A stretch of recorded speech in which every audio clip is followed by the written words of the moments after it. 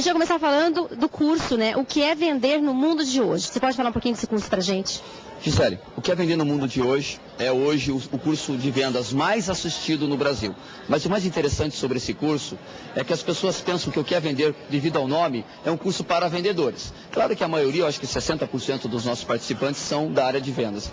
Mas o que é vender no mundo de hoje é muito mais que um curso de vendas. É um curso que nós trabalhamos a questão comportamental. E a pergunta é, o que hoje em dia não é vendas? Médico, dentista, advogados, engenheiros, arquitetos, contadores, professores têm que vender a ideia que a matéria é importante. Eu brinco hoje que até para casar, quem não soubesse vender morre encalhado. Política, então, é pura venda, ou seja, tudo na vida hoje é venda. Então nós vamos estar falando sobre comportamento vendedor e não propriamente sobre técnicas de venda, apesar que a gente aborda algumas técnicas. Muito bem, então eu já vou começar hoje falando, né, agora sobre o desemprego. Ali, me fale uma coisa, o desemprego existe. É muito interessante, os políticos adoram falar em desemprego e abordam isso até em campanhas políticas. Existe desemprego, mas não é isto que as pessoas pregam tanto. O desemprego hoje em dia, ele é do mesmo tamanho que era há 10, 15, 20 anos atrás. As pessoas, não, o desemprego hoje é muito maior. Não é verdade. O que ocorre hoje em dia é que, antigamente, o empresário, as empresas, elas tinham tempo para capacitar o funcionário. Chegava alguém procurando emprego, o cara não sabia nada. Ele falava, tudo bem. Contrata ele e coloca no canto, com o tempo ele vai aprendendo. Hoje em dia, com essa competitividade do mercado, o empresário não tem mais esse tempo. Ou seja, ele está buscando no mercado somente aquelas pessoas que já têm o quê? Uma qualificação mínima. E o que acontece? Existe um grupo enorme de empresários que estão querendo contratar pessoas, existe um grupo maior ainda de pessoas desqualificadas no mercado procurando emprego. Mas não há um encaixe entre o que o empresário está procurando e o que essas pessoas podem oferecer. Ou seja, hoje o problema é muito mais de falta de capacitação, falta de aprendizado, certo, do que propriamente falta de emprego. E tem muita gente deitada em casa, na frente da televisão, reclamando da vida, esperando que alguém venha fazer alguma coisa por ele. Ali, o que fazer para reverter isso tudo? Tem jeito? Tem, né? Olha, eu digo o seguinte, todo mundo tem condição de mudar. Todas as pessoas. Sozinho? É possível ser feito sozinho? Sim. Mas algumas pessoas não querem. Por quê? Porque elas gostam de se sentir coitadinhas. Elas gostam que os outros tenham pena dela. Oh, coitado do fulano, olha o que aconteceu com ele e tal. Por quê? Talvez a maneira que ele enxerga o mundo é a única maneira das pessoas olharem para ele. Certo? O pior sentimento que nós podemos sentir por uma pessoa é pena. Nós temos que ajudar os outros, mas nunca sentir pena delas. Certo? O que as pessoas têm que fazer? Sucesso é uma decisão. As pessoas que têm sucesso na vida decidiram ter sucesso. Elas não são mais inteligentes, elas não trabalham mais. Elas simplesmente acreditam mais do que a maioria das pessoas acreditam e desistem menos. O que é vender no mundo de hoje vai se dividir em duas partes. A parte comportamental, atitude, postura, relacionamento interpessoal, autoestima, finanças pessoais, sistema de crenças e paradigmas. E a parte da técnica de venda. E aí entra prospecção de mercado, marketing pessoal, objeção, fechamento, pós-venda, tudo que tem a ver com a parte técnica da venda. Nós vamos unir as duas ferramentas de venda, a parte comportamental, a atitude do vendedor e a parte técnica, que é a inteligência aplicada ao processo. Olha, agora me diga uma coisa, por que tantas pessoas, né, eu conheço várias, eu acho que você também deve conhecer várias pessoas que trabalham a vida inteira, mas nunca dão certo, são sempre sem dinheiro, quer dizer, elas sentem assim que realmente estão sempre fracassando. Por que isso acontece? A maioria das pessoas fracassam por 3 motivos básicos. O primeiro motivo do fracasso, nós vamos chamar de ignorância. E o que seria a ignorância? Ignorância não é burrice. Burrice, já diz o nome, burrice é burrice. Ignorância é apenas a falta do conhecimento. Segundo motivo por que as pessoas fracassam na vida é uma palavrinha horrível chamado preguiça. Tem muita gente boa que vai fracassar porque o cara é preguiçoso. Tem gente que acorda às 7h30 da manhã e fala, hoje madruguei. 7h30 da manhã é madrugar para ele. Eu falei, acorda, não disse levanta. Lá pelas 8 horas ele vai levantar, tomar banho, tomar café. Bem devagar, né? Lá pelas 9 horas da manhã o guerreiro pega essa mão na pasta e fala, mulher, vou pra batalha, mulher. Vai chegar no escritório para trabalhar, não empurra, ele vai colocar toda a fofoca em dia. Quando não tem mais ninguém para ele conversar, ele chega em cima da mesa dele, esfrega as mãos às 9h30 da manhã e se pergunta, o que eu vou fazer hoje? Às 6 horas da manhã o concorrente dele está na rua. 7 horas da manhã o concorrente dele está esperando o cliente dele chegar no escritório do cliente. 8 horas da manhã o concorrente dele já ganhou o dia. 9h30 o cara está trabalhando para ganhar amanhã. e ele não sabe o que vai fazer hoje. Esse cara vai fracassar porque ele é frouxo, ele é mole.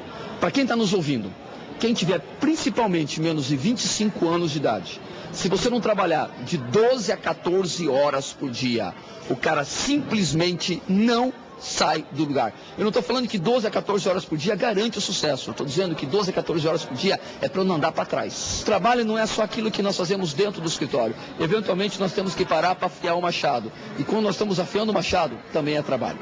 Só que a maioria das pessoas não vão fracassar pela ignorância. A maioria das pessoas não vão fracassar pela preguiça. A maioria das pessoas vão fracassar pelo terceiro motivo do fracasso. Nosso maior inimigo mora dentro da nossa cabeça e chama-se medo. Para quem está nos ouvindo, quem tem mais de 30 anos de idade, pode dar uma olhadinha para trás e verificar quantas oportunidades nós perdemos na vida por puro e simples medo. Medo de tentar, medo do que as outras pessoas vão pensar, como se as outras pessoas pagassem as nossas contas. Um dos maiores medos do ser humano é o medo de fracassar. E por medo do fracasso, as pessoas não fazem.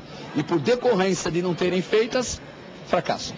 Mas tem gente que vira neura. O cara tem medo de sentir medo. E a pergunta é, o que o medo faz com o ser humano? 3 coisas. Primeira consequência do medo, procrastinação. Eu tenho medo de fazer um negócio e eu começo a procrastinar. Procrastinar é o famoso empurrar com a barriga. Né? Eu tenho que ligar para um cliente porque deu um problema. E eu estou morrendo de medo porque eu sei que o cara é brabo, não sei o que mais. Eu falo, não, hoje não. Amanhã eu ligo, amanhã eu dou uma ligada. Amanhã eu dou uma ligada. Aí chega amanhã, não, hoje não. De repente, pá, bate no ventilador, espirra para tudo que é lado. Por que eu deixei chegar nesse ponto? Porque eu estava morrendo de medo e fiquei o quê? Procrastinando. Segunda consequência do medo, covardia. O que é covardia? É sentir medo de algo que precisa ser feito, certo? E fugir. Eu não estou falando em estupidez, não estou falando em morder pitbull na orelha no meio da rua, isso é estupidez. Eu estou falando daquele medo necessário. Eu preciso enfrentar isso. Se eu fujo, isso é covardia. E a terceira consequência do medo é algo bom. Algumas pessoas acham que o medo é ruim, o medo é bom. Nós chamamos de coragem. E as pessoas se enganam em pensar que coragem não é ter medo. Ah, como eu queria ser corajoso e não ter medo. Não, isso não é coragem. Porque se eu não tenho medo, para que eu preciso de coragem? Eu não tenho medo em falar em público. Eu preciso de coragem para falar em público? Não. Eu preciso de coragem para enfrentar aquilo que eu tenho medo. Então, coragem é seguir em frente apesar do medo. Coragem não é não ter medo. Coragem, a raiz da palavra vem de couro grosso.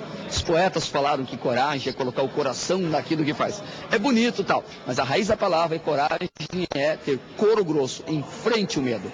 Ali, como é que eu desenvolvo coragem? 2 ferramentas. Através do conhecimento. Se você tem medo de uma coisa, estude mais sobre os seus medos. É natural sentir medo do desconhecido.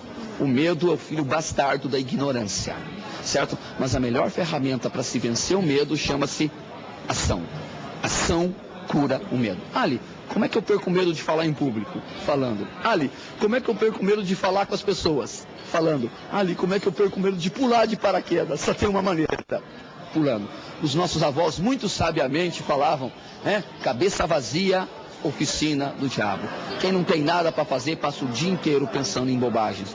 A pessoa que acorda cedo, trabalha duro o dia inteiro, não tem medo, não tem tempo para pensar em medo. Vai ter muito sucesso, com certeza, né, Ali? Porque é o seguinte, não é porque ela é mais inteligente, não é porque ela trabalha mais, é porque ela tomou uma decisão. Eu tenho que criar um diferencial. E o meu diferencial nunca pode ser preço. Meu diferencial tem que ser qualidade. Meu diferencial tem que ser continente. É aquilo que eu agrego em volta do meu produto. Eu tenho que aprender a entregar mais do que eu recebo. Enquanto que o meu cliente pagou 10, eu entrego 10 de mercadoria para ele, nós estamos quites. Ele pode comprar comigo como qualquer outro, porque nós estamos... Agora, se ele me paga 10, eu entrego um serviço, muito mais. Detalhe, tudo é serviço. Uma loja de materiais de construção. Ah, ela vende cimento? Não, ela vende serviço. Cimento por cimento eu posso comprar em qualquer lugar. Por que eu vou comprar naquela determinada loja? Pelo atendimento, pelas pessoas, pela qualidade, pela flexibilidade. A pergunta é, será que nós decidimos ser a pessoa certa nesse mercado?